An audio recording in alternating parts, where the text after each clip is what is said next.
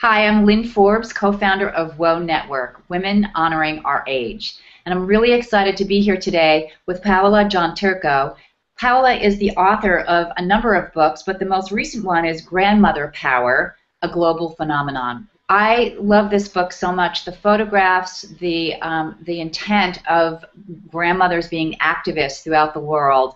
This book is a beautiful photojournalistic project, but it is also an amazing collection of women in, I think, 15 countries, correct? On 5 continents.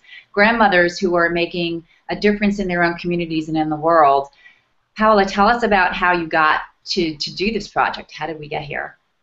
I was interviewing women in Kenya in 2006, and I discovered that they and many women that I met all over the African continent that year were raising their grandchildren because their children had died of AIDS. I was so impressed. I thought the future of that continent rests in the hands of the grandmothers. And I came back to the United States and began doing research, wondering what other grandmothers were doing. I'm a grandmother. So what I discovered was a new international movement of activist grandmothers. Nobody was talking about it, so I decided to do a book about it. And we were talking earlier about Whistler's depiction of a grandma sitting in a rocking chair knitting her older years away, and that's certainly not the grandmothers we're talking about here. Certainly not. You know, of the 42 million grandmothers in the United States right now, more than half of them are between the ages of 47 and 64, too young to retire. Tell us about some of your grandmothers in this book. Let's see, I'll tell you first about the grandmothers in India.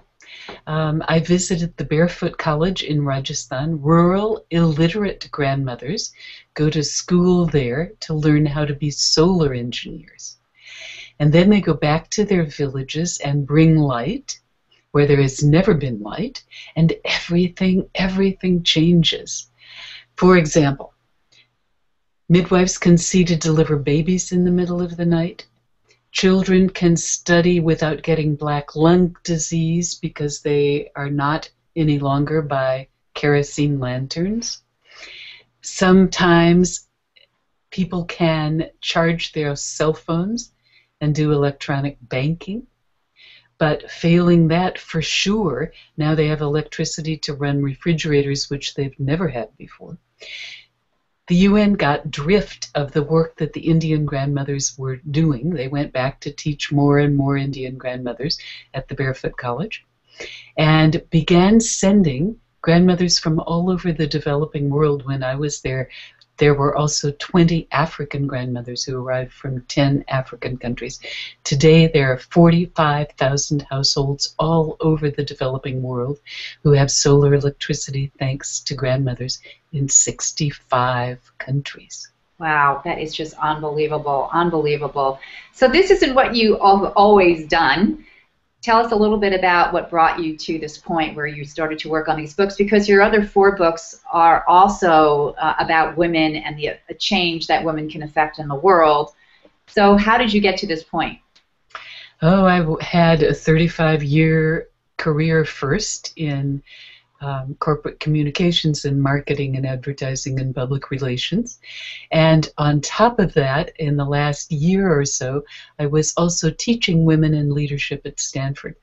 I co-developed that course and co-taught it. And at the end of that year, I was, 1, exhausted, 2, I had 1 million frequent flyer miles, and 3, I realized I had bought myself a year because I had had 2 salaries in 1 year. So I realized I could go any place and stay anywhere virtually for free, and I decided that I would take a 1-year sabbatical and do what I thought would be a book about women who were starting their own micro businesses in order to send their children to school. And I did that. It was such a success that I never went back to business. So the book was published about a year ago, correct?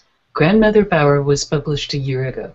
So in that time, many things have happened. This book really has started a movement or an awareness, certainly a level of awareness in this country about the work that grandmothers and different groups are doing throughout the world, but also birthing additional groups and other activist projects here in the United States. Exactly. As I have traveled on book tour to talk about the book, often those sessions turn into organizing meetings. In Oregon, they were interested in organizing to stop genetically modified seeds. In Colorado, they were interested in gun control issues. In Utah, they were interested in stopping pollution. So the issues are different everywhere, but grandmothers have begun organizing. In Kansas City, an indigenous woman named Little Bird stepped up and said, before you leave, give me your email addresses and I will organize a meeting for grandmothers here. So I am giving 100% of my author royalties from this project to grandmothers who are raising children orphaned by AIDS in 15 African countries, and I am excited to see that that's kindling interest in grandmother activism in the United States too. Yes, and we have the book in our store on WOW Network for sale. Again, this is Grandmother Power, a Global Phenomenon. First off, artistically an absolutely stunning book, but also the intent and the activism that this has harnessed, aggregated is truly inspiring. Has this made you a different kind of grandmother yourself when you see how other women are working throughout the world to help their own grandchildren? It has escalated my sense of connection with grandmothers everywhere. Mm-hmm. It was really an invisible movement. And as I discovered what grandmothers were doing, I became increasingly proud of the fact that I'm a grandmother too.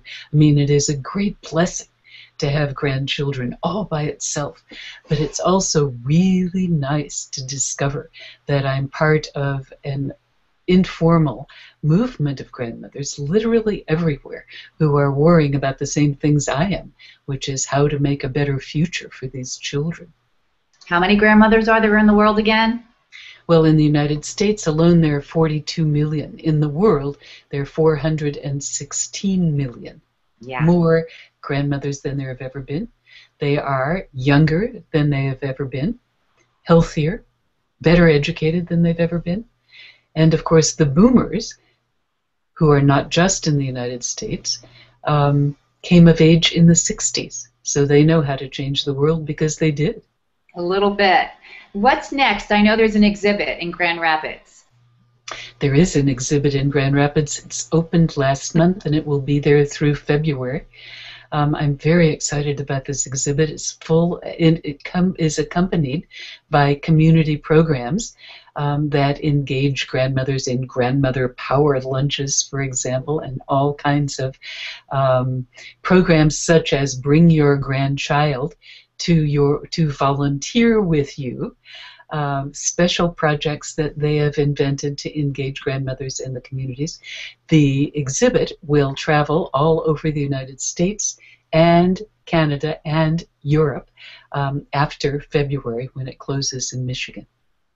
We would love to track that, and we'll post the dates as they become public, and we'll connect with you along the path of the exhibit. I think that'd be a lot of fun.